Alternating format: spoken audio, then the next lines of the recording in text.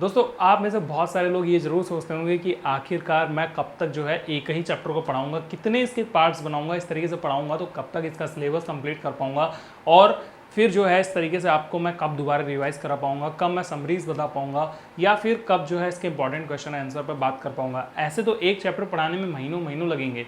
तो दोस्तों क्या करूँ, मेरी एक आदत है कि मैं किसी भी चीज़ को जब पढ़ता हूँ तो बहुत डिटेल से पढ़ने की कोशिश करता हूँ और जब मैं पढ़ाता हूँ तो उससे भी ज़्यादा डिटेल में बताने की कोशिश करता हूँ। मुझे पता नहीं क्यों समझ में नहीं आता कि मतलब जिस चैप्टर को पढ़ने में मुझे खुद 2 से 3 से 4 दिन लग जाते हैं, कई कई बार मुझे रिवाइज करना पड़ता है क्योंकि हर बार एक ही बार पढ़ने से जो चैप्टर होते हैं दोस्तों वो पूरी तरीके से समझ में नहीं आ जाते हैं। उसको सिर्फ 100 मिनट की वीडियो में या 50 मिनट की वीडियो में 35 मिनट की वीडियो में कैसे कंप्लीट किया जा सकता है। मुझे तो नहीं लगता कि आप 35 मिनट की वीडियो में जो पूरा एक चैप्टर है वो ख़त्म कर देंगे, और अगर ख़त्म भी करते हैं तो इसका मतलब ये है कि वो चैप्टर या तो सिर्फ और सिर्फ पॉइंट पर बेस्ड होगा, उसमें कोई भी आपको जो है एक्स्ट्रा बातें नहीं बताई गई होंगी, या तो फिर ऐसा होगा कि इस चैप्टर में बहुत सारी महत्वपूर्ण जानकारी जो है वो नहीं बताई गई होगी।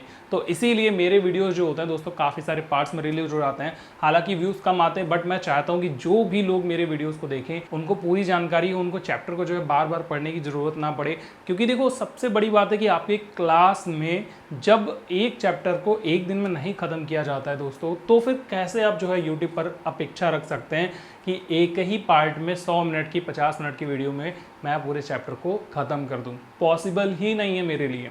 आइए दोस्तों बढ़ते हैं हम लोग इस चैप्टर की तरफ में। आज की ये वीडियो काफ़ी छोटी होने वाली है, इसीलिए आप इस वीडियो को पूरा देखिए। रीज़न क्या है मैं वीडियो के लास्ट में आपको बताऊँगा। जो हम लोग हड़प्पा सभ्यता पढ़ रहे थे दोस्तों, हमने सारा कुछ पढ़ा, हमने उनके ईंट मन के बाँट सब कुछ पढ़ लिया, लिपि भाषा सारी चीज़ें जो है हम समझ गए। लेकिन एक अंतिम बात जिस पर आज तक कोई सहमत नहीं हो पाया है कि आखिरकार ये सभ्यता ख़त्म कहाँ हो गई, कहाँ है आखिरकार ये सभ्यता, कहाँ है सभ्यता के वंशज, कहाँ है सभ्यता का आजकल का प्रमाण। तो आइए दोस्तों स्टार्ट करते हैं चैप्टर को। चैप्टर में मैंने आपको अब तक तो सब कुछ पढ़ा दिया है, जैसे कि चैप्टर में आपने पढ़ा इनके ईंट मन के बाँट, इन सभी चीज़ों के बारे में जो चैप्टर का नाम है, इनकी शासन प्रणाली, इनकी भाषा, इनकी रहस्यमयी लिपि, या सारी चीज़ों के बारे में हमने काफ़ी कुछ पढ़ लिया। लेकिन अब जो सबसे महत्वपूर्ण प्रश्न है वो ये कि सभ्यता के आजकल वंशज कहाँ हैं, कहाँ गई ये सभ्यता, कैसे विलुप्त हुई। दोस्तों ये वो प्रश्न है जिस पर कई सारे पुरातात्विक जो है एकमत आज तक नहीं हो पाए हैं। कारण दोस्तों कुछ भी हो सकता है, क्योंकि यहाँ पर साक्ष्यों का अभाव है, साक्ष्य हमारे पास पर्याप्त नहीं है जिसके कारण हम ये कह सकें कि आखिरकार ये सभ्यता के जो लोग थे वो एकाएक कहाँ चले गए। दोस्तों सभ्यता के अंत की जो शुरुआत है वो लगभग हम लोगों को 1800 ईसा पूर्व के आसपास देखने को मिल जाती है। मैंने यहाँ पर लिख दिया है 1800 ईसा पूर्व में दोस्तों चोलिस्तान के आसपास में कुछ ऐसे साक्ष्य प्राप्त हुए हैं जहाँ पर ये कहा जा सकता है, उन साक्ष्यों के आधार पर कहा जा सकता है कि हड़प्पा सभ्यता की जो शहर थे उनका खात्मा होना शुरू हो गया सन 1800 के आसपास में। लेकिन यहाँ पर एक ध्यान देने वाली बात यह है कि जैसे जैसे हड़प्पा सभ्यता के विकसित शहर इधर साइड से ख़त्म हो रहे थे, दूसरी साइड से वो जो आबादी थी दोस्तों वो दूसरी तरफ बढ़ती जा रही थी। जैसे कि उसी समय के दौरान अगर हम देखें गुजरात, हरियाणा, पश्चिमी उत्तर प्रदेश, इन सभी जगहों पर आबादी बढ़ रही थी और इस जगह पर जो आबादी है वो घट रही थी। उन्होंने अपने स्थानों को छोड़ दिया था या वो लोग विस्थापित हो गए थे, कोई भी कारण रहा होगा। बस हम ये समझ रहे हैं कि जो विकसित हड़प्पा सभ्यता थी दोस्तों, वो उनकी जो बस्ती थी, उनकी जो सभ्यताएं थी वो धीरे धीरे खत्म होती जा रही थी। लोग गुजरात, हरियाणा, पश्चिमी उत्तर प्रदेश की तरफ में बढ़ रहे थे। अब ये बढ़ने का मतलब आप ना इस बात को ध्यान से समझना कि ये पलायन करना नहीं है। पलायन का मतलब होता है कोई व्यक्ति एक जगह से दूसरी जगह चला जाए तो हम बोलते हैं वो पलायन कर गया। तो यहाँ पर हम ये नहीं कह सकते हैं कि चोलिस्तान या हड़प्पा सभ्यता के जो भी लोग थे, मतलब हड़प्पा में चाहे वो मोहनजोदड़ो हो, चाहे वो दोस्तों कहीं और की जगह हो, वहाँ से वो लोग निकल करके जो है गुजरात, हरियाणा, पश्चिमी उत्तर प्रदेश तरफ में पहुँच गए हों। तो फिर हम कहना क्या चाहते हैं, हमारे कहने का तात्पर्य ये है कि इधर से तो कम हो रहे थे, इधर बढ़ रहे थे। अब यहाँ पर पलायन भी हो सकता है, ठीक है। वो लोग पलायन ना करके ऐसा हो कि वहाँ पर कोई रोग वगैरह फैल गया हो या फिर कोई और बड़ी कारण आ गई हो, उन कारणों के बारे में हम लोग बाद में बात करेंगे। लेकिन समझने वाली बात यह है कि गुजरात, हरियाणा, पश्चिम उत्तर प्रदेश की तरफ में वृद्धि भी उसी समय पर हो रही थी। तो इसमें हमें कैसे पता चला, हम कैसे कह सकते हैं कि आखिरकार यहाँ की जो आबादी थी दोस्तों वो कम होती जा रही थी, हड़प्पा सभ्यता जो थी वो विलुप्त होती जा रही थी। तो यहाँ पर हमने जो है कुछ साक्ष्य रखे हुए हैं, यहाँ पर मैंने लिख दिए हैं। सबसे पहले देखिए यहाँ पर जैसे हमें पता है कि इनके यहाँ की जो सबसे विशिष्ट कलाकृतियाँ थी, जैसे कि बाँट इनके मन के मोहरे, इन सब का ना धीरे धीरे अभाव होता जा रहा था। कालक्रम में अगर हम इनको व्यवस्थित करें ना स्तर के आधार पर, तो दोस्तों जो इनकी संख्या है वो काफ़ी कम होती चली आ रही थी। इस उदाहरण को मैं ऐसे देना चाहूँगा, जैसे आजकल के समय पर हम लोगों के पास में मोबाइल्स चलते हैं, 3G 4G 5G हम लोग फ़ोन जो है खूब ज़्यादा मात्रा में यूज कर रहे हैं। आने वाले समय में ऐसा हो कि इन फ़ोनों को धीरे धीरे लोग भूलते चले जाएं, कोई भी कारण रहा हो, जैसे फ़ोन हानिकारक हो जाएं या फिर फ़ोन से जो है स्वास्थ्य काफ़ी बिगड़ने लगे, तो आप देखेंगे कि अभी के समय पर लगभग जो है काफ़ी फ़ोन का कचरा जो होगा वो लगभग कहीं ना कहीं पर फेंका जाएगा, जमा पड़ा होगा। लेकिन जैसे जैसे समय बीतता जाएगा, 50 साल 100 साल 200 साल, लोग फ़ोन को भूलते चले जाएंगे। ठीक है, ये जो हमारे पास में मोबाइल फ़ोन है दोस्तों, वो नहीं यूज कर रहे होंगे उस टाइम पर, तो जो इसका मलबा होगा, जो इसका कचरा होगा, वो इसी जगह पर जमा रह जाएगा। ठीक है, इसके ऊपर फिर एक परत जमेगी, फिर उसके ऊपर एक परत जमेगी, फिर दोस्तों मान के चलते हैं उस समय पर फ़ोन नहीं, सिर्फ और सिर्फ लैपटॉप जो है आज से करीबन 500 साल बाद में इम्पॉर्टेंट हो, या फिर उस समय पर सिर्फ सभी लोगों के पास में लैपटॉप चल रहे हों, तो फ़ोन का जो समय था वो 500 साल नीचे हो गया। 500 साल की जो मिट्टी है दोस्तों वो उसके ऊपर जम गई। ठीक है, उसके ऊपर सारे लैपटॉप जो हैं उनकी लेयर पड़ी हुई है, क्योंकि एक समय ऐसा भी आया जब लैपटॉप को भी लोगों को त्यागना पड़ा हो। मान के चलते हैं अगर ऐसा कभी होता है भविष्य में, तो दोस्तों आज से हज़ारों सालों बाद जब कोई खुदाई करेगा या जब कोई से उससे कोई सबूत मिलेंगे, तो वो देखेगा कि सबसे पहले लैपटॉप थे। ठीक है, लैपटॉप जब थे तो उस टाइम पर फ़ोन नहीं थे, लेकिन और खोदने पर नीचे साइड में मिट्टी के हमको फ़ोन देखने को मिलते हैं। इसका मतलब फ़ोन पहले चलते थे, लैपटॉप थोड़े बाद में आए। तो ये एक तरीका हो सकता है। इसी तरीके से दोस्तों कई और भी मेथड्स हैं जहाँ पर हम ये समझ पाते हैं, या पुरातात्विक जो है वो ये समझ पाते हैं कि आखिर चीज़ों का अभाव किस तरीके से होता रहा। तो यहाँ पर अभाव के मामले में हमें बाँट, मनके, मुहर, इन सारी चीज़ों की समाप्ति देखने को मिलती है। जैसे जैसे 1800 ईसा पूर्व से अगर हम नीचे आए, जैसे 1800 ईसा पूर्व, 1700 ईसा पूर्व, 1600 ईसा पूर्व, तो यहाँ पर हम लोगों को ये सारी चीज़ें नहीं मिलती हैं। इसके अलावा दोस्तों इनका जो लंबी दूरी का व्यापार हुआ करता था वो भी धीरे धीरे विलुप्त होता चला गया। ठीक है, इनके जो रिश्ते थे दोस्तों वो भी बंद होने लगे।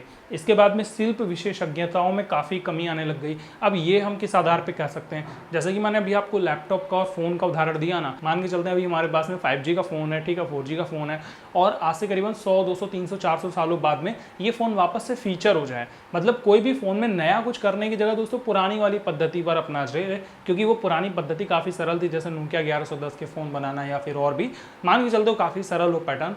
तो अभी टेक्नोलॉजी इनकी जो है विकसित नहीं हो रही है, उनकी टेक्नोलॉजी और डाउन होती जा रही है। तो अभी जो हम लोग फ़ोन यूज करते हैं उसका लेयर यहाँ पर रहेगा और उसके बाद में मिट्टी जमता रहेगा, या फिर हम देखेंगे कि इनका प्रयोग जो था वो पहले हो रहा था, ठीक है, कहीं पर भी, और फीचर फ़ोन का जो प्रयोग है वो बाद में होना शुरू हो गया। तो ऐसे में यही तो कहा जाएगा कि जो टेक्नोलॉजी थी उसमें अभाव हो रहा था, इनके ज्ञान में जो थी वो कमी होती जा रही थी, विशेषज्ञताओं में भी कमी होती जा रही थी। इसका मतलब ये है कि शिल्प विशेषज्ञताओं में इनके यहाँ पर कमी हो रही थी, क्योंकि पुराने वाले जो विकसित हड़प्पा सभ्यता था ना, उसमें काफ़ी अच्छे ईंट, मनके, बाँट, या फिर ईंट को छोड़ दो, बाकी मनके, बाँट और भी बहुत सारी कलाकृतियाँ दोस्तों बनाई जाती थी। बट जैसे जैसे समय बीतता चला गया, सन 1700 ईसा पूर्व, 1800 ईसा पूर्व में, मतलब 1800 पहले आता है, 1700 बाद में आता है, तो ईसा पूर्व का जैसे जैसे समय आगे बढ़ रहा था ना, उन सारी टेक्नोलॉजीज़ में उनकी डिज़ाइनिंग में काफ़ी कमी आती चली गई। तो इससे पता चल सकता है कि हाँ भाई, सभ्यता का धीरे धीरे अंत होते जा रहा था, या फिर वो लोग पलायन करते जा रहे थे, जो भी रीजन रहा हो। और देखो हमें क्या देखने को मिलता है, लेखन में कमी देखने को मिली, कच्चा माल नहीं मंगाया जा रहा था यहाँ पर, और इसके बाद में मकान निर्माण की टेक्नोलॉजी जो यूज में ली जाती थी, तकनीक जैसे यूज में ली जाती थी, वो भी काफ़ी नॉर्मल होती चली गई।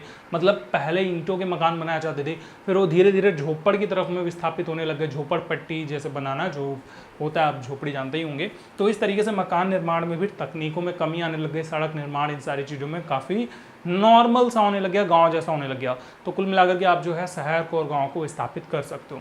इसके बाद में यहाँ पर दोस्तों बड़ी सार्वजनिक संरचनाओं का निर्माण भी जो था वो पूरी तरीके से बंद हो गया। तो ये सारे कारण है जिससे हम ये तो समझ सकते हैं कि हाँ भाई, हड़प्पा सभ्यता का जो अंत था वो हो गया था। तो इससे दोस्तों हम लोग ये तो समझ सकते हैं कि हड़प्पा सभ्यता का जो अंत था ना, वो तो होना शुरू हो गया था। अब दोस्तों इसके पीछे कारण क्या रहे होंगे वो मैंने यहाँ पर सारे मेंशन किए हुए हैं। देखो, कारण कुछ भी रहे हों, उदाहरण के लिए जैसे मैंने अभी 2-3 बातें बताई कि लोग वहाँ पर जो हो सकता है कहीं और चले गए हो, ठीक है, तो पलायन भी एक बड़ा कारण हो सकता है।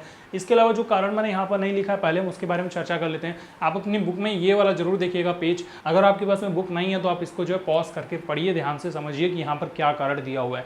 उसके बाद में जो है आप यहाँ पर आइए। ये भी कारण जो है पॉसिबल हैं जो हमारे पुरातात्विक मानते हैं, लेकिन सभी लोग दोस्तों ये कारण नहीं मानते क्योंकि इनके बारे में कोई पुख्ता कोई उचित साक्ष्य उपलब्ध नहीं है। क्या क्या कारण हो सकते हैं? सबसे पहला कारण हो सकता है जलवायु परिवर्तन। जैसे हड़प्पा सभ्यता जहाँ पर पाई गई दोस्तों, वहाँ की जलवायु आपको पता है अर्ध शुष्क होती है, तो अर्ध शुष्क जलवायु में हो सकता है वो ज़्यादा शुष्क होने लग गई हो सकता है वो ज़्यादा ही आर्द्र होने लग गई हो। तो जो भी कारण रहा हो, जलवायु में परिवर्तन हुआ होगा जिसके कारण लोग वहाँ से चले गए होंगे। आप इसको ना ऐसे समझ सकते हो कि अगर अभी हम लोग यहाँ पर रह रहे हैं, हम लोगों के रहने लायक दोस्तों यहाँ पर मौसम है तो हम लोग रह रहे हैं, लेकिन अगर यही मौसम बहुत ज़्यादा ठंडा हो जाए या फिर बहुत ज़्यादा गर्म हो जाए तो फिर हम लोग क्या करेंगे? यहाँ थोड़ी रहेंगे, हम लोग को ऐसी जगह ढूंढनी होगी जहाँ पर हम लोगों के रहने लायक ढंग का तापमान हो। तो हो सकता है यहाँ पर जलवायु परिवर्तन हुआ हो, वनों की कटाई, खूब सारे पेड़ों को काट दिया होगा तो कुछ खाने वाने के लिए नहीं बचा होगा, ठीक है। इसके अलावा अत्यधिक बाढ़ आ सकती है क्योंकि पता है आपको कि हड़प्पा सभ्यता पूरी जो है सिंधु नदी के किनारे बसी हुई है, आसपास में बसी हुई है, तो हो सकता है नदियों में जो है बाढ़ वगैरह आ गई हो जिसके कारण इनके यहाँ की जो जगह थी वो काफ़ी खराब हो गई हो और रहने लायक स्थान ना बचाओ। हो सकता है यहाँ पर नदियाँ सारी सूख गई हो क्योंकि देखो बिना नदी, अभी तो फिलहाल हमारे पास में मोटर वगैरह होते हैं जिसके तहत हम लोग जो है पानी निकाल लेते हैं ज़मीन से, लेकिन उसके बावजूद भी नदियों के किनारे ही हम लोग बसते हैं। ऐसा नहीं है कि आप किसी नदी से बहुत दूर वीराने इलाके में चले गए, वहाँ पर बोरिंग लगा के मोटर से जो है पानी निकाल रहे हो, वहाँ पानी आएगा नहीं इतनी आसानी से। तो नदियाँ सूख गई हों, हो सकता है क्योंकि इस टाइम पर इनके पास मोटर थे नहीं तो ये लोग जाते थे नदियों से ही पानी लेकर के अपना काम चलाते थे। इसके अलावा दोस्तों जो नदियों का मार्ग था वो भी बदल गया हो सकता है, जैसे नदियाँ रास्ता जो होती हैं बदलती रहती हैं। आपको याद होगा क्लास 10 की एक बुक में कोशी नदी का जो है जिक्र किया गया है। कोशी नदी हमेशा अपना रास्ता बदल लेती है, बिहार में पड़ती है, जिसके कारण जो काफ़ी ज़्यादा वो कोसी जाती है क्योंकि उससे काफ़ी तबाही मच जाती है, लोग काफ़ी परेशान हो जाते हैं, लोगों की खेती ज़मीन उनका घर सब कुछ जो है इधर उधर बाढ़ में कई बार नदियों के बीच में पड़ जाता है, नदियाँ उसको खा जाती हैं, तो लोगों के लिए काफ़ी प्रॉब्लम वो पैदा करती थी, इसीलिए उसे कोशी नदी कहा जाता है।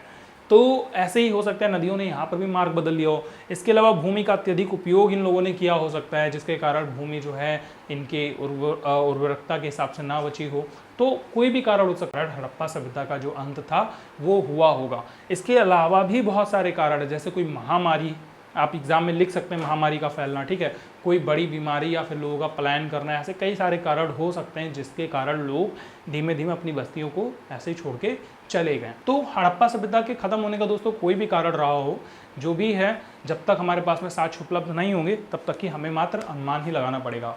वैसे मैं आपसे कहना चाहूँगा आज ना हमारे इस कार्यक्रम की, हमारे इस वीडियो सीरीज़ की या फिर हमारे इस क्लास की जो गरारी है वो दोस्तों थोड़ी सी फंस गई है। गरारी फंसने का मतलब है कि इस वीडियो में मैं चाहता था कि मैं पूरे चैप्टर को अंत तक पढ़ा दूं, लेकिन समस्या ये है कि मेरे पास समय का बहुत ज़्यादा अभाव हो रहा है आज, क्योंकि सबके पास होता रहता है, तो समय के अभाव में मैं इसके आगे का जो वीडियो है दोस्तों वो कंटिन्यू नहीं कर सकता।